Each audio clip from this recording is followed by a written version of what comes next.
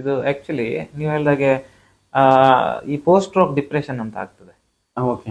ಏನಾಗ್ತದೆ, ಒಂದು psychological impact ಇರುತ್ತೆ. ಅಂದ್ರೆ ಚೆನ್ನಾಗಿ ನಡ್ಕೊಂಡು ಕೆಲಸ ಮಾಡ್ಕೊಂಡಿದ್ದವರಿಗೆ ಸಡನ್ ಒಂದ್ ಕೈ ಎತ್ತಕ್ಕಾಗಲ್ಲ, ಒಂದ್ ಕಾಲ್ ಆಡ್ಸಕ್ಕಾಗಲ್ಲ ಅಂದ ತಕ್ಷಣ ಅವ್ರಿಗೆ ಮಾನಸಿಕವಾಗಿ ಒಂಥರ ಸೀರಿಯಸ್ ಸ್ಟ್ರೆಸ್ ಆಗ್ತದೆ. ಓಕೆ. ಅದರಿಂದಾಗಿ ಅವರು ಡಿಪ್ರೆಷನ್ ಹೋಗೋ ಚಾನ್ಸಸ್ ಇರುತ್ತೆ. ಇನ್ನೊಂದು ಸ್ಟ್ರೋಕ್ ಇಂದಾಗಿ ಅವ್ರ ಬ್ರೈನ್ ಅಲ್ಲಿ ಚೇಂಜಸ್ ಆಗುತ್ತೆ. ಈ ಸ್ಟ್ರೋಕ್ ಅನ್ನೋದೇನು, ಬ್ರೈನಿನ ಕೆಲವು ಭಾಗಕ್ಕೆ ರಕ್ತ ಸಂಚಲನ ಸರಿ ಆಗದೆ ಆ ಭಾಗ ವರ್ಕ್ ಆಗುದಿಲ್ಲ. ಆ ಭಾಗ ಅವರ ಒಂದು ಮನಸ್ಸನ್ನ ಕಂಟ್ರೋಲ್ ಮಾಡುವಂತ ಭಾಗ ಇರ್ಬೋದು, ಅಥವಾ ಅವರ ಭಾವನೆ ಆಲೋಚನೆಗಳನ್ನ ಕಂಟ್ರೋಲ್ ಮಾಡುವಂತ ಭಾಗ ಆಗಿದ್ರೆ ಅದರಿಂದಾಗಿ ಕೂಡ ಅವ್ರು ಡಿಪ್ರೆಷನ್ಗೆ ಹೋಗ್ಬೋದು. ಸೊ ಇದನ್ನ ನಾವು ಪೋಸ್ಟ್ ಸ್ಟ್ರೋಕ್ ಡಿಪ್ರೆಷನ್ ಅಂತ ಹೇಳ್ತೀವಿ. ಇದರಿಂದ ಏನಾಗ್ತದೆ, ಅವ್ರಿಗೆ ಮನೆಗೆ ಹೋದ ತಕ್ಷಣ ಒಂಥರ ಜೀವನ ಬೋರಿಂಗ್ ಅನ್ನೋಕ್ ಶುರು ಆಗುತ್ತೆ. ಅಂದ್ರೆ ಮೊದ್ಲಿನ ಇದ್ದಷ್ಟು ಇಂಟ್ರೆಸ್ಟ್ ಇರಲ್ಲ. ಈಗ ನಂಗೆ ಮೊದ್ಲಿನ ತರ ನಡ್ಕೊಳಕ್ಕಾಗಲ್ಲ, ಕೈ ಎತ್ತಕ್ಕಾಗಲ್ಲ, ನನ್ಗೆ ಸದಾಕಾಲ ಯಾರೋ ಒಬ್ರು ಬೇಕು, ನನ್ನ ಸಹಾಯಕ್ ಬೇಕು, ಈ ತರ ಭಾವನೆಗಳು ಬರ್ಲಿಕ್ಕೆ ಶುರು ಆಗ್ತದೆ. ಸೊ ಇದರಿಂದಾಗಿ ಅವರಿಗೆ ಖಿನ್ನತೆ ಬರುವ ಚಾನ್ಸಸ್ ಇರುತ್ತೆ. ಹಾಗಾಗಿ ನೀವು ಫಿಸಿಯೋಥೆರಪಿಸ್ಟ್ ಏನೇ ಅಡ್ವೈಸ್ ಮಾಡಿದ್ರು ಅದನ್ನ ಅವ್ರು ಫಾಲೋ ಮಾಡಲ್ಲ. ಅವರಿಗೆ ಇಂಟ್ರೆಸ್ಟ್ ಹೋಗಿರುತ್ತೆ.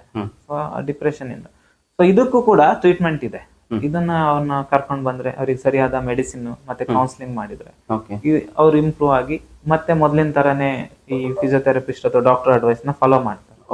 ಸೊ ಇಂಪ್ರೂವ್ಮೆಂಟ್ ಕಾಣ್ತದೆ. ಬಟ್ ಹೆಚ್ಚಿನ ಸ್ಟ್ರೋಕ್ ಅಲ್ಲಿ ಆಕ್ಚುಲಿ ಏನಾಗುತ್ತೆ ಅಂದ್ರೆ ಡಾಕ್ಟರ್, ಸ್ಟ್ರೋಕ್ ಆಫ್ಟರ್ ಸ್ಟ್ರೋಕ್ ಮನೆಯವ್ರು ಏನ್ ತಿಳ್ಕೊತಾರೆ, ಇವನ್ ಸ್ಟ್ರೋಕ್ ಇಂದಾನೆ ನಡೀತಾ ಇಲ್ಲ, ಪ್ಯಾರಾಲಿಸಿಸ್ ಇಂದಾನೆ ನಡೀತಾ ಇಲ್ಲ ಅಂತ ಅನ್ಕೊಂತಾರೆ. ಬಟ್ ಆಸ್ ಎ ನಾನ್ ನೋಡುವಾಗ ಆಕ್ಚುಲಿ ಅವ್ನ್ ಮಸಲ್ ಪವರ್ ಎಲ್ಲ ಚೆನ್ನಾಗಿರುತ್ತೆ, ಹೀಸ್ ಏಬಲ್ ಟು, ಅವ್ನ್ ಬ್ಯಾಲೆನ್ಸ್ ಎಲ್ಲ ಚೆನ್ನಾಗಿರುತ್ತೆ, ಆಕ್ಚುಲಿ ಅವ್ನ್ ಚೆನ್ನಾಗಿ ವಾಕ್ ಮಾಡ್ಬೋದು. ಅದು ಪೋಸ್ಟ್ ಸ್ಟ್ರೋಕ್ ಡಿಪ್ರೆಷನ್ ಇಂದಾಗಿ ಅವ್ರು ಆತರ ಮಾಡ್ತಾರೆ. ಪೋಸ್ಟ್ ಸ್ಟ್ರೋಕ್ ಡಿಪ್ರೆಷನ್ ಇಂದಾಗಿ ಆಕ್ಚುಲಿ ಸೈಕಿಯಾಟ್ರಿಸ್ಟ್ ನ ಭೇಟಿ ಆದ್ರೆ ಆ ಡಿಪ್ರೆಷನ್ ಹೋದ್ರೆ ಮೊದ್ಲಿನ ತರನೇ ಆಗ್ತದೆ. ತುಂಬಾ ಜನ ಪೇಷಂಟ್ ಈಗ ನಮ್ಮಲ್ಲಿ ಬಂದಿದ್ದಾರೆ, ಬಂದ್ಬಿಟ್ಟು ಅದೇ ತರ ಆದವರು ಆಮೇಲೆ ಟ್ರೀಟ್ಮೆಂಟ್ ಶುರು ಮಾಡಿದ್ಮೇಲೆ ಇಂಪ್ರೂವ್ಮೆಂಟ್ ಆಗಿ ಎಲ್ಲ ಟ್ರೀಟ್ಮೆಂಟ್ ಗೆ ಕೋಆಪರೇಷನ್ ಕೊಡ್ತಿದ್ದಾರೆ, ಮತ್ತೆ ಅವರು ಮೊದ್ಲಿನ ತರಾನೇ ಲೈಫ್ ಲೀಡ್ ಮಾಡ್ತಾರೆ. ಸೊ ಈ ಸ್ಟ್ರೋಕ್ ಆದ ಅಥವಾ ಪ್ಯಾರಾಲಿಸಿಸ್ ಆದ ಪೇಷಂಟ್ಸ್ ಆಕ್ಚುಲಿ ಅವರು ಈಗ ಸಪೋಸ್ ಪೇಷಂಟ್ಸ್ ನಡೀತಿಲ್ಲ ಅಂದ್ರೆ ಅವ್ರು ಒಂದ್ಸಲ ಸೈಕಿಯಾಟ್ರಿಸ್ಟ್ ನ ಭೇಟಿ ಆಗೋದು ಒಂದು ಉತ್ತಮ.